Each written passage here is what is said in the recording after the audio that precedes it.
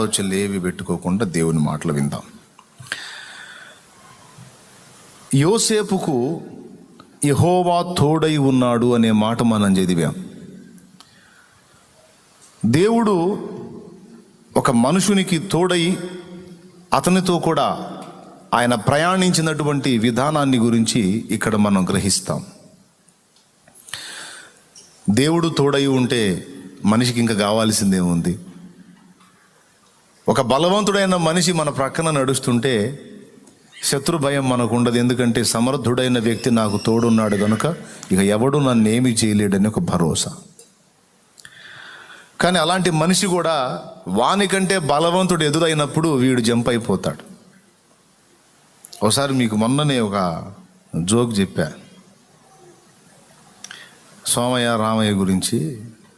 ఇద్దరు ఫ్రెండ్స్ అడవిలో మాట్లాడుకుంటూ పోతూ ఉంటే సోమయ్య ప్రగల్భాలు, అసలు మా తాత సింహాన్ని చంపాడు, మా నాన్న పులిని చంపాడు, నేను అసలు దేనైనా చంపేస్తానని ప్రగల్భాలు పలుకుతూ ఉంటే రామయ్య అనుకున్నాడంట, అబ్బా ఇంత గొప్ప సోమయ్య నాకు తోడున్నాడు అడవిలో, ఇక నాకు ఏది వచ్చినా భయం లేదు అని ఆనందంగా పరవశించి పోతూ ఉంటే అడవిలో దూరంగా ఎలుగుబంటి వస్తూ ఉంటే ఈ సోమయ్య చూసి, రామయ్య ఏంది ఎలుగుబంటిలాగా ఉంది కదంటే, ఆ ఎలుగుబంటి అయితే మనకేమి, నువ్వు ఉన్నావుగా, అసలు నువ్వు కొట్టేస్తావుగా అంటే పులి సింహాలు అయితే ఫైట్ చేస్తా కానీ ఎలుగుబంటి అంటే కొద్దిగా ఆలోచించాలి రామయ్య. అది దగ్గర వచ్చేసరికి వీళ్ళు ఏడు పక్కన జంపు చెట్టు ఎక్కి కూర్చున్నాడు. రామయ్యకి తెలిసిందే ఉంది, వెల్లలికల పండుకొని వాళ్ళ తాత చెప్పింది గుర్తొచ్చింది. ఎలుగుబంట్లు మనిషి దగ్గరకు వచ్చి బ్రీతింగ్ చూస్తారా, బ్రీతింగ్ ఆపేస్తే అంటే శ్వాస తీసుకోవటం ఆపేస్తే చచ్చిన శవం అనుకొని ఏం చేయకుండా వెళ్ళిపోతాను ఎప్పుడో వాళ్ళ పూర్వులు చెప్పిన మాట గుర్తుండి ఆ దగ్గరకు వచ్చి సరిగ్గా చచ్చిపోయిన వాళ్ళగా పడి ఉంటే అది వచ్చి ఆ చెవి దగ్గర ముక్కు దగ్గర పరిశీలించి కాసేపు వెళ్ళిపోయింది. అది ఇంకా ఉందేమో అక్కడని మనోడు ఊపిరి బిగబట్టి అట్లనే చచ్చిన వాళ్ళగా పడ్డాడు. తర్వాత ఈ స్వామయ్య దిగొచ్చే, రామయ్య లే అని లేపి, ఏంది భయపడ్డావా? సరే కానీ ఏంది ఎలుగుబంటి నేను చెవిలో చెప్పింది ఏంది అంటే, ఇట్లాంటి యథవతో ఎందుకు తిరుగుతున్నామని చెప్పిపోయిందిలే అని చెప్పాడని ఒక జోక్ చెప్పా. బలవంతుడైన వాడు మనకు తోడై ఉన్నాళ్లే, మనకు ఇబ్బంది లేదులే అని శరీరులను మనకు ఆధారం చేసుకుని, శరీరులను ఆశ్రయం చేసుకుని ప్రయాణం చేస్తే ఒక దశలో వాళ్ళు ఉండొచ్చు, మరో దశలో వాళ్ళ అడ్రస్ లేకుండా పోవచ్చు. నేను ప్రారంభం నుండి అనుభవం నాకు. కొంతమంది నీకెందుకు నేనున్నాగా నువ్వు పదా దూకని దూకినాక అడ్రస్ లేకుండా పోయిన వాళ్ళు ఉన్నారు. కొంతమంది అసలు ఎంతో నమ్మకంగా ప్రాణానికి ప్రాణం అన్నట్టున్న వాళ్ళు కూడా హ్యాండ్ ఇచ్చి సర్దుకున్న వాళ్ళు ఉన్నారు. ఎక్కడో చోట వాళ్ళ స్వార్థం, వాళ్ళ స్వీయత పనిచేసి పర్వాలేదు నాకు సపోర్ట్గా ఉన్నారు అనుకున్న వాళ్ళు హ్యాండ్ ఇచ్చి వెళ్ళిపోవటం. ఓ భక్తుడు అన్నాడు, ప్రాణ స్నేహితులు అన్న వాళ్ళే ప్రాకారాలు కూల్చిపోయారని. ఇట్లాంటి దెబ్బలన్నీ తిని ఉన్న నా అనుభవం చెప్తున్నాను నేను కూడా. ఓ మనుషుని బలవంతుడని ఆధారం చేసుకుంటే ఆ బలవంతుడు ఎంతవరకు గ్యారంటీ? వాడికంటే బలవంతుడు ఎదురొచ్చినప్పుడు వీడి జంపు, అప్పుడు మనం ఒంటరిగా మిగిలిపోతాం. కానీ దేవుడే ఒక మనిషికి తోడై ఉంటే దేవుణ్ణి మించిన బలవంతుడు ఈ విశ్వంలోనే లేడు. దేవునికి స్తోత్రం. జ్ఞానవంతుడు తెలివిగల్లోడని ఒకడిని మనం పక్కన పెట్టుకున్నాం అనుకో, వాడికంటే తెలివైనోడు ఎంటర్ అయినప్పుడు వీడు దద్దం అయిపోతాడు. అవునా? ఇప్పుడు మా నాన్న చెప్తాడు కథలు.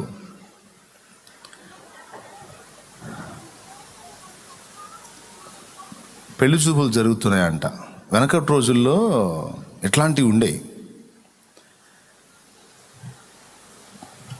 అబ్బాయి అమ్మాయి పట్టుతో పంతనాల గురించి మాట్లాడుకుంటున్నారు. ఇప్పుడు ఉద్యోగం ఉందా, ఏం వ్యాపారం చేస్తాడు, పొలం ఉంటే ఎంత ఉంది అని అడుగుతారుగా పిల్లనివ్వాలంటే. అప్పట్లో వాడి పంతనానికి పిల్లనిచ్చేవాళ్ళు, వాడి పంతనం చూపించాల. అందుకని వాళ్ళు చేతి విద్యలు ఏవో నేర్చుకునేవాళ్ళు. ఆ పనితనం చూపిస్తే అది చూసి ఆహా అద్భుతమైన పనోడు, అమ్మాయిని హాయిగా బతికిస్తాడు అని పిల్లని ఇచ్చేవాడు.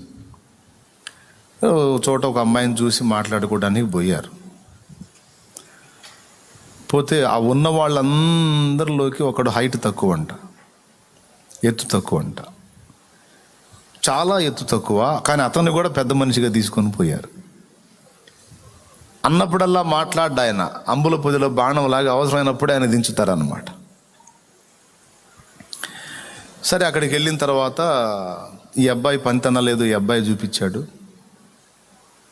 ఇక ఆ అమ్మాయి పనితన లేదు, ఆ అమ్మాయి చూపించింది. ఇక మాట్లాడుకోవడానికి సిద్ధం అవుతుంటే వాళ్ళ పక్కనోడు ఒకడు, వాళ్ళు సపోర్ట్గా తెచ్చుకున్నాడు, వాడి తెలివిని చూపించడానికి అన్నీ బాగానే ఉన్నాయి కానీ మీ వాడి పనితనాలు ఇంకొకటి చేస్తే మా పిల్లని ఇస్తామన్నారు. ఏంటంటే ఇసుకతో మీ వాడిని తాడు బేనమను అన్నాడంట. ఇసుకతో తాడు తయారు చేయమను, అప్పుడు మా అమ్మాయిని ఇస్తామన్నారంట. అంటే ఎందుకు అన్నాడో వాడు, వాడి తెలివిని చూపించుకోవడానికా, లేకపోతే వీళ్ళని ఇరకాటంలో పెట్టడానికి అన్నాడా, వ్యధవంలో చేయడానికి అన్నాడా, సంథింగ్. మొత్తానికి ఆ మాట అన్నాడు, ఇసుకతో తాడు తయారు చేయమని, అప్పుడు మా అమ్మాయిని ఇస్తామంటే. ఇన్ని మిగిలినవన్నీ చేయగలుగుతాడు కానీ ఇప్పుడు కొబ్బరి పీచుతో తాడు తయారు చేస్తారు, జనపనారతో తాడు తయారు చేస్తారు, ఇంకా వేరే వేరే వాటితో తాడు తయారు చేస్తారు. ఇసుకతో ఎట్ట తయారు చేస్తారు, అసలు ఎట్ట కుదిరిద్ది వాళ్ళు అడగటం కాకపోతే. అంటే ఏంది, వాదనలో వీళ్ళని యధవంలో చేయడానికి వాడు వాడాడు ఆ పదం. ఇక వీళ్ళు నోళ్ళు మూసేశారు, ఇంక వీళ్ళకి మళ్ళీ డైలాగ్ లేదు. అప్పుడు మనోళ్ళ లైన్లో దించారు, ఈ ఎత్తు తక్కువ మనిషిని. అట్లాంటప్పుడు ఉపయోగపడతాడు అనమాట. ఏంది చెప్పరేంది, మీ వాడిని ఇసుకతో తాడు బేనమను, మా అమ్మాయిని ఇస్తామన్నారు. అప్పుడు మనోళ్ళ లైన్లోకి వచ్చి, అది ఎంత పని నిమిషంలో చేయడు మావాడు, చేస్తాడులే కానీ మీ అమ్మాయికి ఓ పని జీవితం చేయమను, అప్పుడు మావాడు ఇది చేస్తాడు. ఏం చేయమంటారు, జల్లెడతో నీళ్లు మోయమను, జల్లెడతో నీళ్లు మోసి తొట్టి నింపమను, అప్పుడు మా వాడు తాడు బేనిస్తాడు ఇసుకుతో అన్నాడు. అయిపోయింది. ఇక జల్లెడతో నీళ్ళు ఏడ మోసిద్దామా, అసలు ఆమె పోసినప్పుడే తెలివితేటలు. మావాడు జ్ఞానవంతుడు అంటే వాడిని మించిన జ్ఞానవంతుడు ఎంటర్ అయినప్పుడు వాడు ఎదవైపోతాడు. కాబట్టి మనుషుడు జ్ఞానవంతుడని వాడిని తోడు చేసుకుందామా, వాడికంటే జ్ఞానవంతుడు వచ్చినప్పుడు వీడు వ్యర్థుడైపోతాడు. కానీ దేవుణ్ణి మించిన జ్ఞానవంతుడు లేడు. ఫస్ట్ చెప్పాను, దేవుణ్ణి మించిన బలవంతుడు విశ్వంలోనే, 2 దేవుణ్ణి మించిన జ్ఞానవంతుడు విశ్వంలోనే ఉన్నాడా. చాలా ప్రేమండి ఈయనకి నేనంటే, ఎంత లవ్వో అని బాగా ప్రేమిస్తాడండి నన్ను అని ప్రేమించేవాడని తోడు చేసుకున్నాం అనుకో, వాడు అంత బాగున్నంత వరకు ప్రేమిస్తాడు, తేడా వస్తే తోడు చేసుకుంటే పాడిగడతాడు. డౌట్ లేదు. చాలామంది కట్టారు.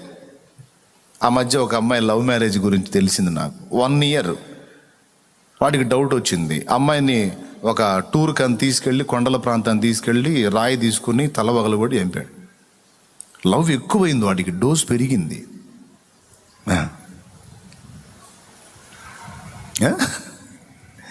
చాలా ప్రేమండి నేనంటే, ఎంత ప్రేమో, బండ తీసుకొని తలకాయ పగలగొట్టే అంత ప్రేమ. బాగా ప్రేమించేవాడిని తోడు చేసుకుంటే నీ వైపు నుంచి వాడికి అందాల్సిన ప్రేమ సప్లై అయినంత వరకు వాడి ప్రేమ నిలిచి ఉంటుంది. నీ ప్రేమ పర్సంటేజ్లో ఏదైనా తేడా వచ్చిందని తెలిస్తే వాడి ప్రేమ ద్వేషంగా మారిద్ది, స్త్రీదైనా పురుషుడిదైనా. ఏందనుకున్నా మరి, నిజమే తమ్ముడు. ఎవరైనా నన్ను ఎక్కువ ప్రేమిస్తుంటే భయం నాకు. నేను నిజం జీవిత సత్యం చెప్తున్నాను. నేను ఎవరైనా నన్ను అతిగా ప్రేమిస్తున్నారంటే చాలా దూరంగా ఉంటా వాళ్ళకి నేను. ఎందుకో తెలుసా, అంత ప్రేమ నా పట్ల కలిగి ఉన్నారు. నేను వాళ్ళకి అన్నప్పుడల్లా అందలేదనుకో, ఆగర్భ శత్రువులాగా మారిపోతారు. అందుకని మీ ప్రేమకు దండం అని నేను సర్దుకుంటా ఉంటా. అదేందన్నయ్య అసలు అట్లా అన్నావు ఏంటి, అసలు నువ్వంటే ఎంత ప్రేమ, అదే అదే అదే నా భయం. ప్రేమించాలి, అభిమానించాలి కాదంటలా, కానీ నాకు నేను నుండి జాగ్రత్తలో నేను ఉంటాను. అందుకు ఎక్కువ ప్రేమించేవాళ్ళు అంటే నాకు ఎక్కువ భయం. ఎందుకంటే వాళ్ళు అనుక్షణం నా నుంచి అది ఆశిస్తూ ఉంటారు. నేను ఇంత ప్రేమిస్తున్నాను కనుక నువ్వు కూడా ప్రేమించాలి.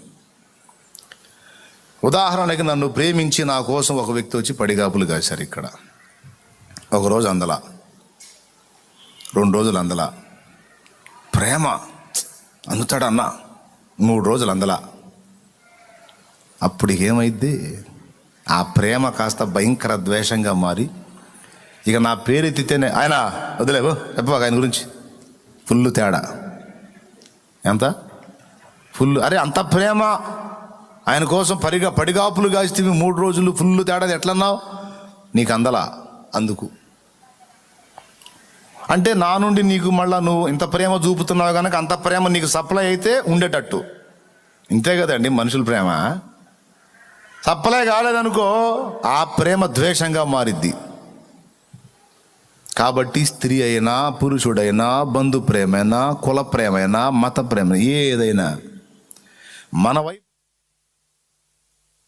ఉంటుంది. సప్లై కాలేదంటే డేంజర్. అవునా?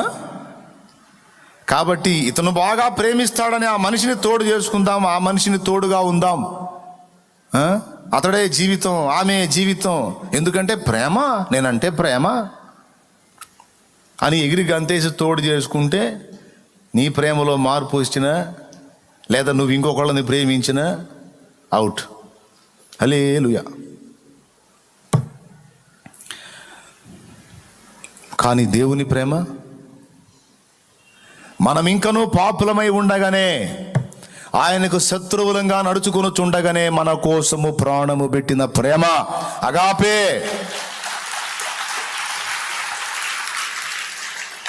అవునా?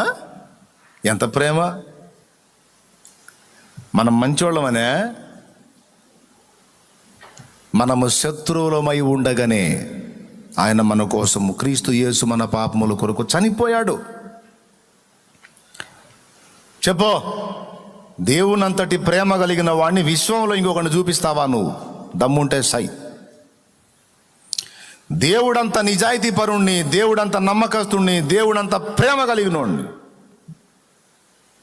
తెస్తావా ఈ విశ్వంలో? లేడు. ఎందుకు లేడు? మా ఆయన ఉంటే, మా ఆయన ఉన్నాడుగా అంటావేమో అక్కయ్య.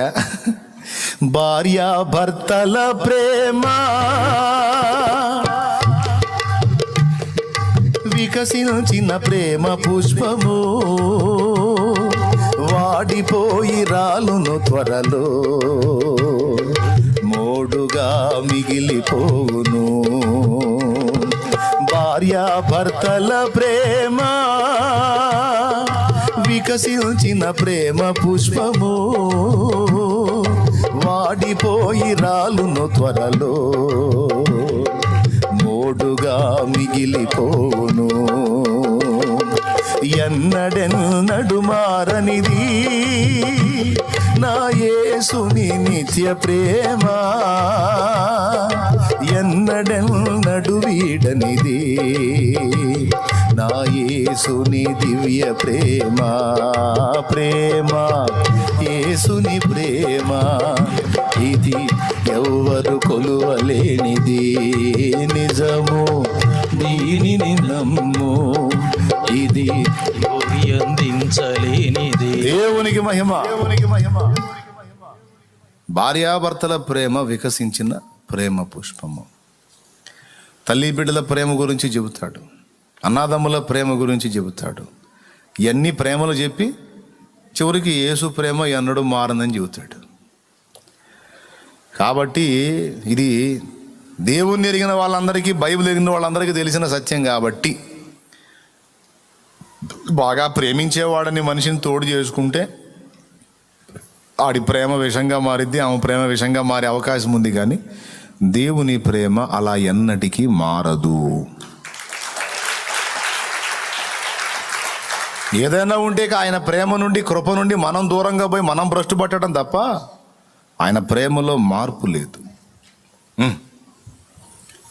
కాబట్టి దేవుని కంటే ప్రేమించేవాడు ఎవరు? చెప్పండి. దేవుని కంటే బలవంతుడు విశ్వంలో ఉన్నాడా? భూమి మీద కాదు, అసలు ఈ విశ్వంలో ఉన్నాడా? పెద్దగా చెప్పాలి. రైట్.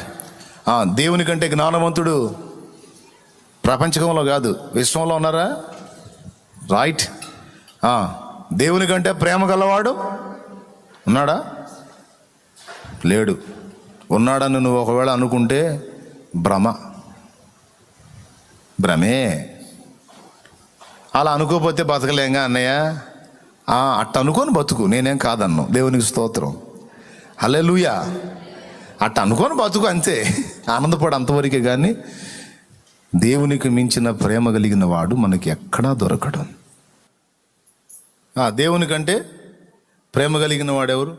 సరే, 3, 4. దేవుని కంటే నమ్మకస్తుడు ఎవరు ఉన్నారా? ఆ అమ్మాయి ఉందండి, ఎంత నమ్మకస్తురాలో. ఈ అబ్బాయి ఉన్నాడండి, ఎంత నమ్మకస్తుడో.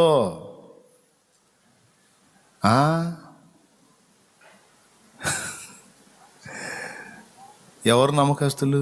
ఎంతవరకు నమ్మకస్తులు ఉన్నారా? దేవునికి మించిన నమ్మకస్తుడు దొరుకుతాడా నీకు? నాకు దొరుకుతాడా? మనకు దొరుకుతాడా? నమ్మదగిన వాడు. మనము నమ్మదగని వారమైనను ఆయన నమ్మదగిన వాడుగా ఉండునన్నాడు పౌలు మహనీయుడు. ఎంతైనా నమ్ముకోవచ్చు ఆయన్ని, ఎంతైనా నమ్మవచ్చు. మనుషుల్ని బాగా నమ్మి భయంకరంగా బుక్ అయిన వాళ్ళు చాలామంది ఉన్నారు. కొంతమందిని వదిన ఎట్లా గట్టెక్కిస్తావో వదిన, నా కుటుంబం నీ చేతుల్లోనే ఉంది వదిన, నువ్వు అడ్డం ఉండి అప్పిప్పించకపోతే బతుకు బస్ స్టాండింగే వదిన అనగానే నువ్వేం ఫీల్ కావాకు వదిన, నేను ఇప్పిస్తాలే వదిన అని అడ్డం ఉండి భర్తకు చెప్పి వాడి తాట తీసి వాడి దినం చేసి డబ్బులు ఇప్పించి, డబ్బులు తీసుకున్న దాకా ఈ వదిన ఏడిసి శోకండాలు పెట్టి గందరగోళం చేసింది. డబ్బులు తీసుకున్నాక నెలకల్లా ఇస్తా అని అడ్డం పెట్టి పాపం తీసుకుని తర్వాత 6 నెలలైనా పైసలు ఇల్లే. ఏందమ్మా నెలలోనే ఇస్తానని తీసుకున్నాక వదిన, ఏంది వదిన సంగతి ఏంది వదిన అంటే, కడుపుకి ఏంది అంటున్నా, ఏంది మా బాధలు మీకన్నా రావట్లా. అప్పు కట్టకపోగా వాళ్ళ బాధలు ఏమో రావాలంటే ఎవరికి? వదినికి. మనుషులు మరీ ఇంత కఠినాత్ములు అయిపోయారు, ఇంత దుర్మార్గులు అయిపోయారు ఏందో. అసలు ఇక్కడ ఎంత బాధలు పడుతున్నామో తెలియదు. ఇప్పించుకు ఏదో ఇప్పించారులే కథ అల్లాడిస్తుంది అని తగాదేసుకొని గందరగోళం చేసి అసలు అన్నోళ్ళు కూడా ఉన్నారు. లేరా? చెప్పండి, లేరా? ఇవన్నీ అట్ట తెలుసురా నీకు అనవాకండి. బోల్డ్ అన్ని. దేవునికి స్తోత్రం, హల్లెలూయా. వదినలే కాదు, అబ్బాయిలు కూడా. బావగారు ఎట్లన్నా కానీ మీరే చేయాలి బావగారు, ప్లీజ్ బావగారు అంటే బావగారు ఆనందం ఉప్పొంగిపోయి అడ్డం ఉండి, ఏంటి ఇవి మావాడలే నేను ఇస్తా, నేనంటే కూడా నమ్మలేదు. నువ్వు నీ మీద నాకేం డౌట్ లేదు, అతనే నాకు కొత్త పరిచయం కాబట్టి నాది పూజ ఇచ్చే అంతే. వాడు తీసుకొని జంపు. ఇక వీడిని ఎత్తున గుడ్డేసుకుంటాడు. ఇక భార్య పొడుస్తూ ఉంటుంది, ఎచ్చులు పడి ఎగురుకుంటా ఇప్పించాడు. పాపం ఫుడ్ కూడా సరిగ్గా పెట్టదు, పెట్టినా తినలేడు. ఎందుకంటే ఫుడ్ పెట్టి తిడుతుంటుందిగా. ఎంతమందో ఇట్ట బాధలు పడ్డోళ్ళు మధ్యవర్తిత్వం చేసి. ఎందుకు? నమ్మకమైనోడు, నమ్మకస్తుడు ఇస్తాడని, నమ్మకస్తురాలు ఇస్తుందని. ఏమండి పాపం ఒక ఆమె పెళ్ళికి పోతానంటే గోల్డ్ ఇచ్చింది. వదినా పెళ్ళికి పోయేస్తావు వదినా అంటే గోల్డ్ ఇచ్చింది. నిజంగానే పెళ్ళికి పంపించింది ఆ గోల్డ్ని. శుభ్రంగా తాకట్టు పెట్టుకుని వదిన అడిగితే ఏదేదో చెప్పింది. ఎంతవరకు ఈ వదినకి గోల్డ్ రాలేదు. ఏం చేస్తుంది? ఇంట్లో చెబితే ఆయన అంతాడు, చెప్పకుండా ఇచ్చింది.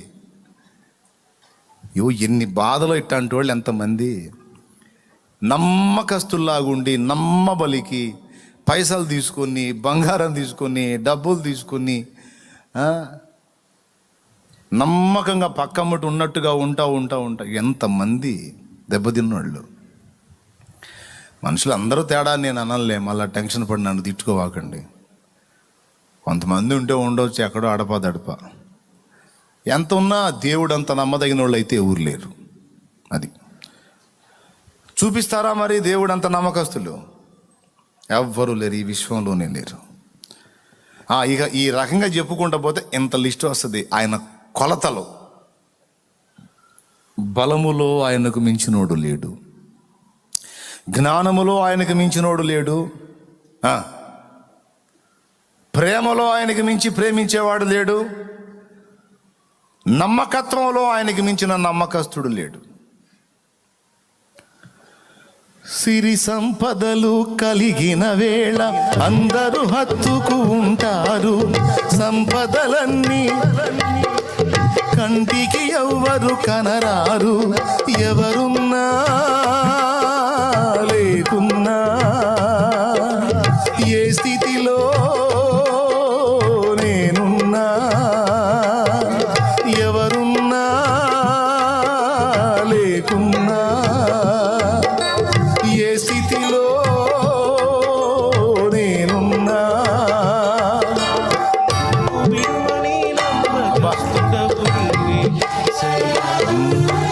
నన్ను విడువని నమ్మకస్తుడవు నీవే యేసయ్యా. నీవు లేకపోతే నా బ్రతుకే లేదయ్యా. నా మనసే చేదయ్యా. నీవు లేకపోతే నా బ్రతుకే లేదయ్యా. నువ్వు చేరదీయపోతే నా మనసే చేదయ్యా. నువ్వు నాకుంటే ఎన్నడూ నేను ఒంటరి కానయ్యా. నీ కృప నాకు తోడై ఉంటే అంతే చాలయ్యా. నువ్వు నాకుంటే ఎన్నడూ నేను ఒంటరి కానయ్యా. నీ కృప నాకు తోడై ఉంటే అంతే చాలయ్యా. యేసయ్యా, యేసయ్యా, నీవు లేకపోతే నా బ్రతుకే లేదయ్యా. నువ్వు చేరదీయపోతే నా మనసే చేదయ్యా.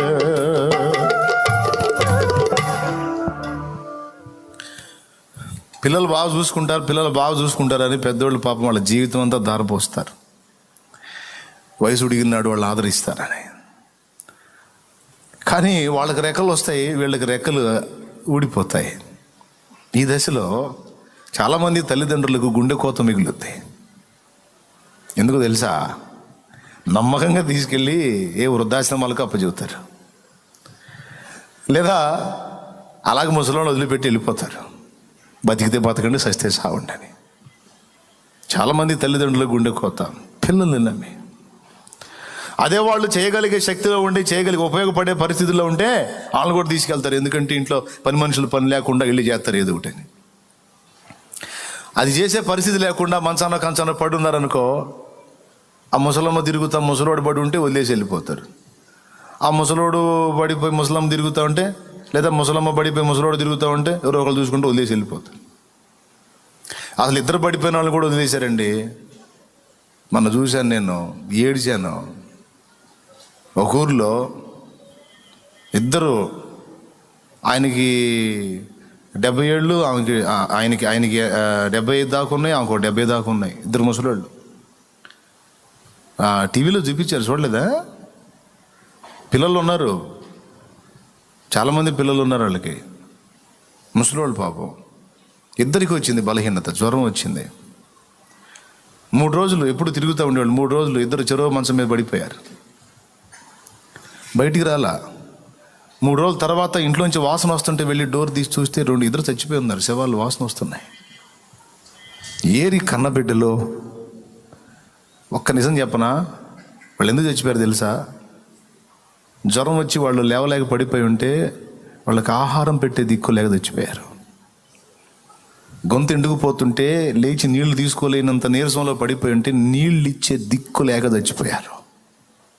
నిజమండి, నేను చెప్తున్నాను. 3 దినాలు అల్లాడి చచ్చిపోతారు. చచ్చిపోయిన తర్వాత 3 రోజులకి విషయం తెలిసి చూస్తే, ఆ స్మెల్ వచ్చిందాక తెలిసింది చూస్తే అట్లా అయిపోయినారు. పిల్లలే ప్రపంచంగా, పిల్లలే జీవితంగా, పిల్లలు బాగుంటే చాలు, నేనేమైపోయినా పర్వాలేదని అంకితం అయిపోయి అన్నీ చంపుకొని, ఆశలు చంపుకొని, నోటిని చంపుకొని, కోరికలు చంపుకొని, ఇచ్చలు చంపుకొని నానా బాధలు పడి బిడ్డలకు రెక్కలు తెస్తారు పెద్దోళ్ళు. వీళ్ళు రెక్కలు వచ్చినాక ఎగిరిపోతారు. వాళ్ళకి దిక్కులేని బతుకులు అయిపోతాయి. ఎవరు నమ్మదగిన వాళ్ళు ఎక్కడున్నారు? ఎంతవరకు ఉన్నారు? పనికి వస్తే వాడతారు, పనికి రాకపోతే అందరికీ బరువేగా.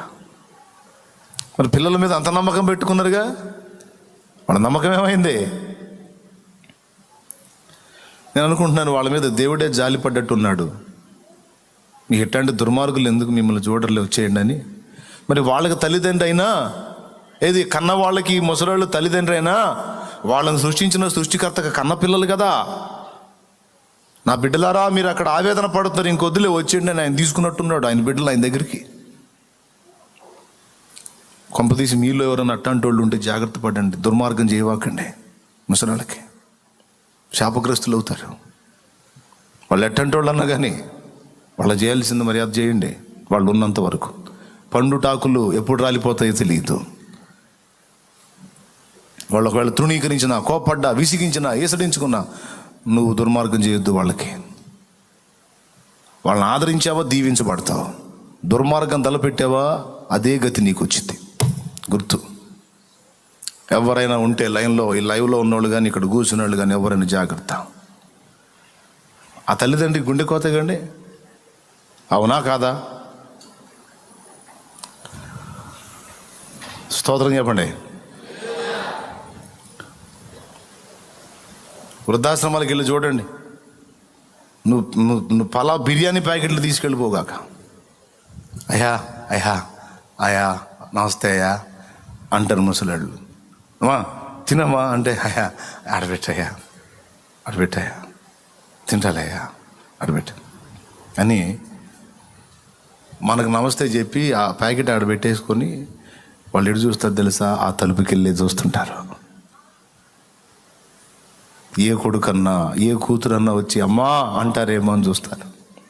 ఏ మనవడన్నా, ఏ మనవరాలన్నా వచ్చి అమ్మమ్మ తాతయ్య అంటారేమో అని చూస్తుంటారు. నాయనమ్మ తాతయ్య అంటారేమో అని చూస్తుంటాడు కళ్ళు. ఎవరు రారు. మళ్ళీ వీళ్ళు లేకుండా వాళ్ళు లేరు. నువ్వు బిర్యానీ పెట్టు, నువ్వు పదార్థం పెట్టు, గొప్ప పదార్థం పెట్టు, ఎగబడి తినరు. ఇంకా కొంతమంది తల్లులు చూశాను, ఆ వృద్ధాశ్రమంలో ఉండి ఆళ్ళీళ్ళు వచ్చి ఇచ్చిన డబ్బులు దాచిపెట్టి ఆ కూతురు ఆ కొడుకు పలకరీయటానికి వస్తే వాళ్ళ చేతుల్లో పెట్టి పంపించే తల్లిదండ్రులను చూశాను. వీడికి నేను ఎందుకు ఇవ్వాలి, వీడికి నేను ఎందుకు చేయాలి అనుకోరు వాళ్ళు. వీడు నన్ను తీసుకొచ్చి ఇక్కడ పడేసాడుగా అనుకోరు వాళ్ళు. పోనీ తీసుకో, ఇది తీసుకొని పో అనేవాళ్ళు. నాకు తెలుసండి, దేవుని కృపను బట్టి లోకంలో చాలా విషయాలు చూశాను నేను. నా వయసు కొంచెం తక్కువే కానీ ఫుల్ అనుభవాన్ని ఇచ్చాడు దేవుడు కృపతో. దేవునికి మహిమ కలుగును గాక. మీరు మీ తల్లిదండ్రులకు ఆ గతి పట్టనియొద్దమ్మా. మీ అమ్మ నాన్నలకు ఆ గతి పట్టనియొద్దు. వాళ్ళ నమ్మకాన్ని నాశనం చేయొద్దు, వాళ్ళ నమ్మకాన్ని వంచన చేయొద్దు, వాళ్ళ నమ్మకాన్ని వమ్ము చేయొద్దు. వాళ్ళకి జరిగించే న్యాయం వాళ్ళకి జరిగించు. దేవుడు వద్దు అని నిన్ను నెట్టేస్తే నువ్వు దూరాన్ని ఉండైనా సరే వాళ్ళకి చేయాల్సిన సహాయం వాళ్ళకి పంపించు.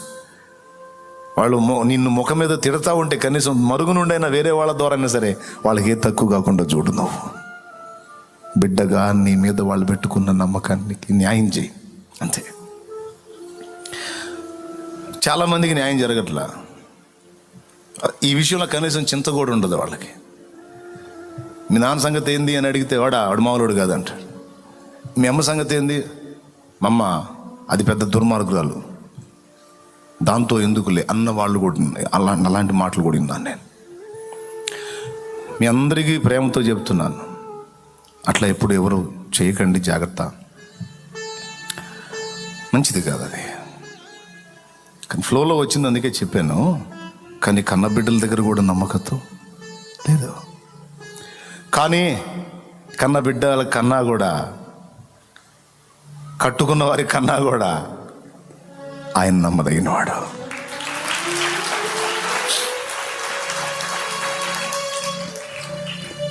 విరిగిన దానిని లోకంలో ఎవరు కోరుకుంటారు? వాడు తీసుకెళ్ళొచ్చుగా,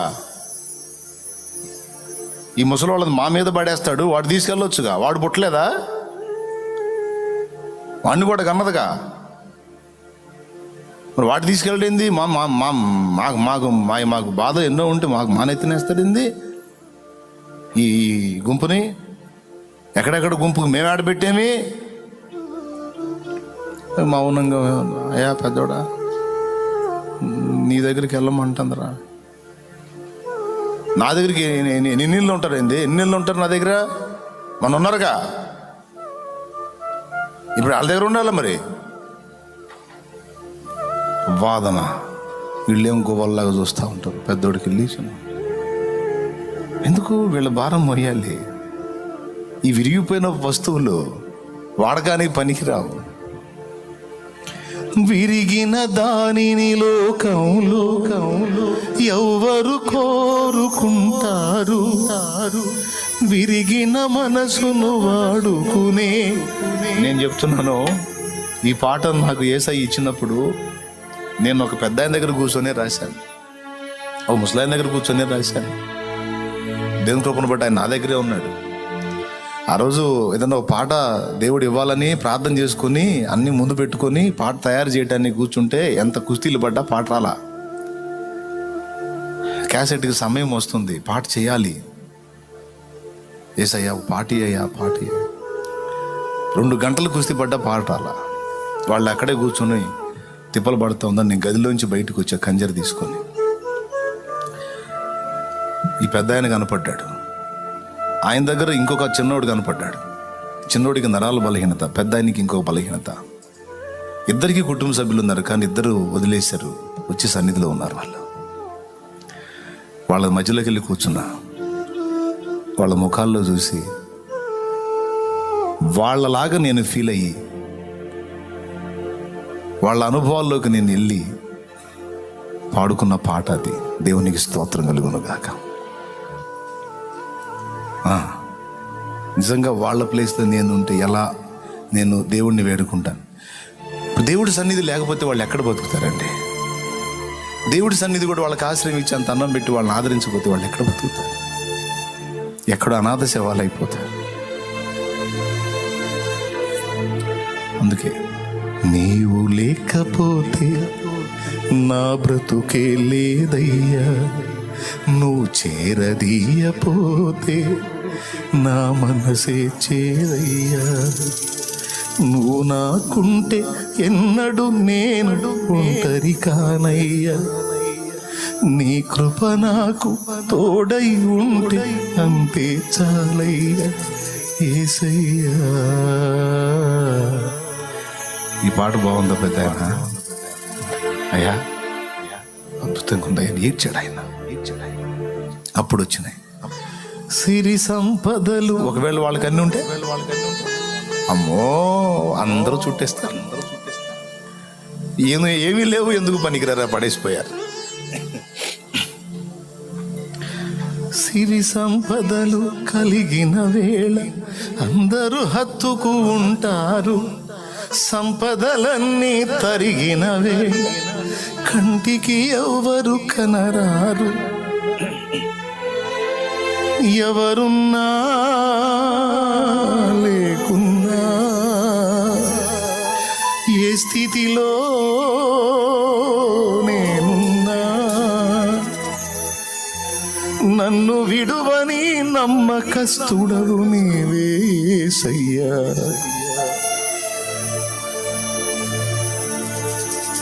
విరిగిన దానిని లోకంలో ఎవరు కోరుకుంటారు? విరిగిన మనసును వాడుకునే నీతో ఎవరు సరిరారు? వాళ్ళని తీసుకొచ్చి ఇక్కడ వాళ్ళ చేత పాటలు పాడించి వాళ్ళ చేత దేవుడు మహిమ పొందుతున్నాడు, ప్రార్థనలు చేయించి. ఏమయ్యా, వాళ్ళని చేరదీయటమే కాకుండా వాళ్ళ చేత ప్రార్థన చేయించి వాళ్ళ చేత స్తుతి పొందుతూ వాళ్ళని కూడా వాడుకుంటున్నావేమో. విరిగిన దానిని లోకంలో ఎవరు కోరుకుంటారు? విరిగిన మనసును వాడుకుని నీతో ఎవరు సరిరారు? దీనులను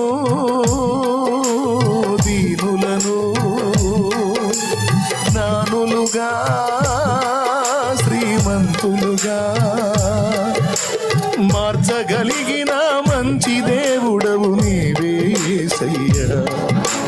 మార్చగలిగిన మంచి దేవుడవు నీవే యేసయ్యా. నీవు లేకపోతే నా బ్రతుకే లేదయ్యా. నువ్వు చేరదీయపోతే నా మనసే చేదయ్యా. నీవు లేకపోతే నా బ్రతుకే లేదయ్యా. నువ్వు చేరదీయపోతే నా మనసే చేదయ్యా. నువ్వు నాకుంటే ఎన్నడు నేను ఒంటరి కానయ్యా. నీ కృప నాకు తోడై ఉంటే అంతే చాలయ్యా. నువ్వు నాకుంటే ఎన్నడు నేను ఒంటరి కానయ్యా. నీ కృప నాకు తోడై ఉంటే అంతే చాలయ్యా. యేసయ్యా, యేసయ్యా. Praise the Lord, praise the Lord. ఇలా ఏ కోణంలో చూసినా మనుషులు కొంతవరకే నమ్మదగిన వారు, కానీ కంప్లీట్గా నమ్మదగిన వారు కాదు. 100% 200% నమ్మదగిన వాడు యేసయ్య. ఆయన నమ్మకమైన వాడు, నమ్మదగిన వాడు. దేవుడు ఒకనికి తోడై ఉంటే విశ్వమంతటిలోకి నమ్మకమైన వాడు తోడున్నట్టు. దేవుడు ఒకనికి తోడు ఉంటే విశ్వమంతటిలోనికి బలవంతుడైన వాడు తోడున్నట్టు. దేవుడు ఒకనికి తోడై ఉంటే విశ్వమంతటిలో జ్ఞానవంతుడైన వాడు తోడై ఉన్నట్టు. దేవుడు ఒకనికి తోడై ఉంటే ప్రపంచమంతటిలోకి మనల్ని అత్యధికంగా ప్రేమించేవాడు, అవసరమైతే మన కోసం నిలువున ప్రాణాన్ని అర్పించేవాడు మనకు తోడున్నట్టు. ఇక నువ్వు ఎన్ని చెప్పుకుంటావో చెప్పుకు, అన్నిటికీ ఆయన అర్హుడు. ఆయన ఒక్కడే సమానం, సరిపోయినవాడు. ఇక ఎవరిని ఆయనతో ఈక్వల్ చేయలేమో, సమానం చేయలేమో, సాటి చేయలేమో. ఆయన ఒక్కడే. ఇంత గొప్ప దేవుడు మనకు తోడు ఉంటే ఇంకా కావాల్సిందే ఉంది.